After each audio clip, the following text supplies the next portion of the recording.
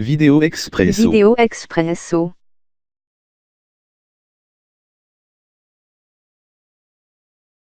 Ce que cette fille a fait pour ce jeune Zambien au nom de l'amour est inimaginable. J'ai rencontré Sylvester Mimba en 2012 à Livingstone en Zambie quand j'y suis allé en vacances. Sylvester vendait des choses en bois à un endroit appelé Parc Mukuni à Livingstone. Il était un sculpteur de bois talentueux, il avait l'habitude de faire l'artisanat décoratif en bois. J'ai reçu son numéro de téléphone après que je lui ai demandé de faire une carte en bois des États-Unis d'Amérique avec mes noms écrits dessus. Depuis ce jour, il est devenu mon ami et nous avons commencé à communiquer même quand je suis revenu aux États-Unis. J'avais 23 ans et célibataire quand je l'ai rencontré, je me sentais heureux, j'étais seul et j'appelais Sylvester chaque fois que je me sentais seul. Nous discuterions pendant des heures sans arrêt. Nous avons ensuite commencé à sortir 6 mois plus tard. J'ai économisé juste assez de travail en tant qu'hôte dans un steakhouse, allé à une agence de voyage réserver un billet d'avion et été de nouveau à la Zambie, mais cette fois-ci de ne pas voir les chutes Victoria mais de voir Sylvester. Le billet coûtait 1357 $ au voyage aller-retour. Je suis resté en Zambie pendant un mois et nous nous sommes rapidement mariés. Puis après le mariage, je l'ai quitté en Zambie. De retour à la maison aux États-Unis, j'ai payé un avocat d'immigration pour m'aider avec le travail de papier de visa pour Sylvester. Sylvester a reçu une carte verte et c'est ainsi qu'il est arrivé aux États-Unis en mai 2013. Nous avons fait un autre mariage aux États-Unis. Nous étions tellement amoureux. Tout allait bien dans notre mariage. Je l'ai même aidé à obtenir un emploi chez Target Stores et l'ai aidé à acheter une voiture pour faciliter ses déplacements. Il a lentement commencé à s'adapter à la culture américaine et à son anglais amélioré.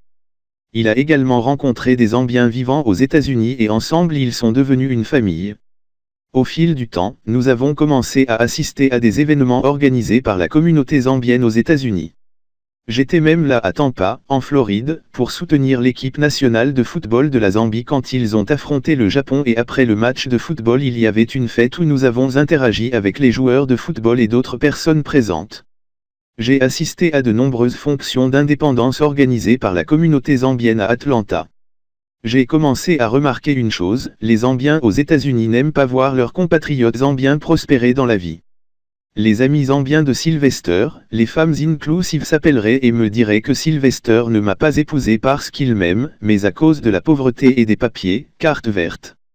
Il me disait qu'il faisait le tour de la communauté zambienne en disant aux gens qu'il m'utilisait pour devenir un citoyen américain et qu'il me quitterait une fois qu'on lui aurait donné une carte verte valide pour 10 ans.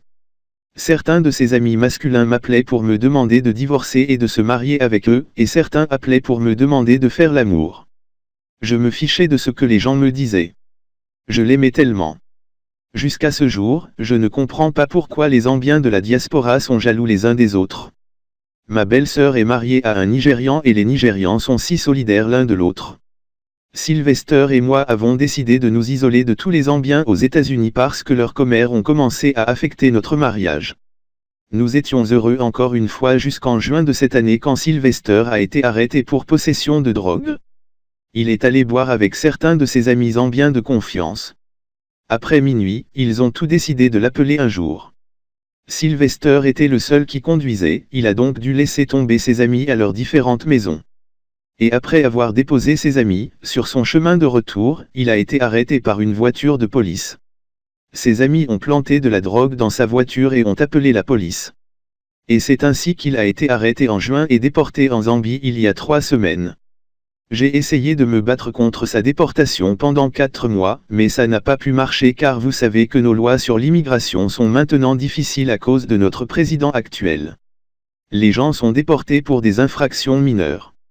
Et le plus triste est que ses amis me demandent de sortir avec eux depuis son arrestation.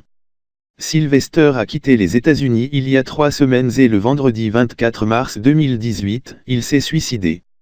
Sylvester va se reposer aujourd'hui dans le village de ses parents dans le nord de la Zambie. Je suis si navré. Je suis incapable de voyager en Zambie. Mes prières et pensées sont avec sa famille.